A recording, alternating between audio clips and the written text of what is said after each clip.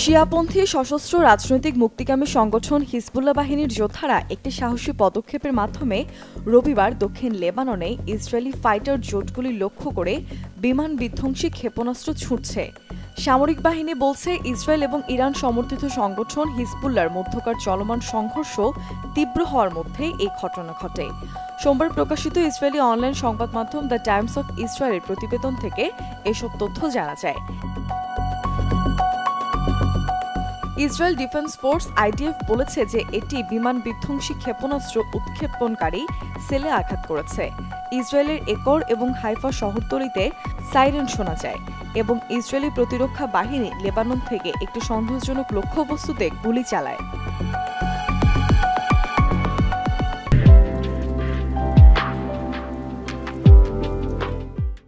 প্রথমবারের মতো Hezbollah Israeli জেটে বিমান বিধ্বংসী ক্ষেপণাস্ত্র ব্যবহার করেছে। ইসরায়েলের প্রতিরক্ষা বাহিনীর মতে, বিমানটি এর আগে কখনোই আক্রমণ মুখে পড়েনি। ৮ মাস আগে যুদ্ধ শুরু হওয়ার পর থেকে লেবাননে বিমান বিধ্বংসী ক্ষেপণাস্ত্রের এটাই প্রথম। সাম্প্রতিক সপ্তাহগুলিতে আইডিএফ এবং হিজবুল্লাহর মধ্যকার সংঘর্ষ তীব্র থেকে তীব্রতর হয়েছে এবং হিজবুল্লাহ যোদ্ধারা দক্ষিণ লেবানন থেকে ইসরায়েলি এলাকায় গভীরভাবে তাদের আক্রমণের ভয়াবহতা বাড়িয়ে যাচ্ছে। অন্যদিকে আইডিএফ বলেছে, ক্ষেপণাস্ত্র উৎক্ষেপণের কিছুক্ষণ পরে উপকূলীয় শহর টায়ারের কাছে তাদের একটি ড্রোন দিয়ে সেলটিকে ধ্বংস করে দেয়।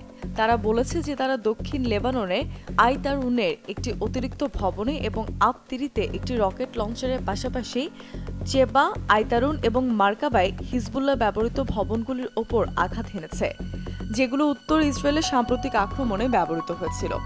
আইডিএফ বলছে, দক্ষিণ লেবাননের হাওলার একটি ভবন, যেখানে তারা হিজবুল্লাহ অপারেটিভদের চিহ্নিত করেছে এবং সেখানেও তাদের যুদ্ধবিমান আঘাত হেনেছে।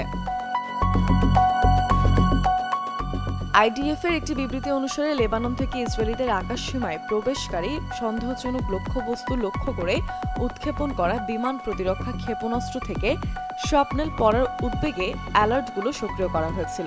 ইসরায়েলি বাহিনী এবং হিজবুল্লাহর মধ্যে উত্তেজনা কমানোর জন্য নতুন আন্তর্জাতিক আহ্বানের মধ্যে রবিবার জুড়ে উত্তর ইসরায়েলে একের পর এক রকেট এবং ড্রোন হামলার পর রাতের এই আক্রমণের ঘটনাটি ঘটে। ঘটনার একদিন আগে হিজবুল্লাহ প্রথমবারের মতো ইসরায়েলের বিরুদ্ধে ৭ কিলোগ্রাম ওয়ারহেড ধারণ করে এমন ভারী রকেট ফালাক 2 ব্যবহার করার গৌরব অর্জন করে এবং শুক্রবার একটি ড্রোন নিক্ষেপ করেছিল, যা সীমান্ত থেকে প্রায় ৪০ কিলোমিটার জুড়ে একটি এলাকায় আঘাত করেছিল, যা এই যুদ্ধের মধ্যে একটি বড় আক্রমণ হিসেবে চিহ্নিত করা যায়। ফিলিস্তিনের মুক্তি কামনায় প্রতিশোধের আগুন জ্বালাচ্ছে স্বাধীনতাকামী যোদ্ধারা।